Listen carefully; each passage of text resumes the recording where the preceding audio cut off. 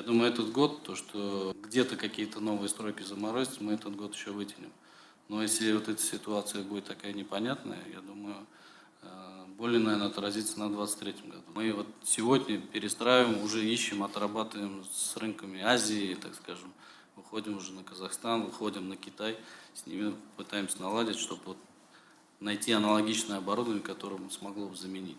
Нашим президентом Республики Татарстан были приняты решения на 2022 год увеличить лимиты финансирования ряда программ.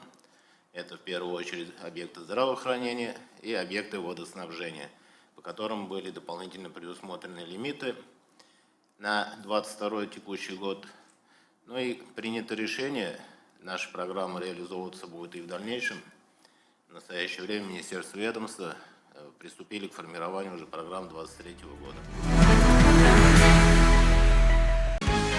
Закажи рекламу на ТНВ. Телефон в Казани 5 705 100.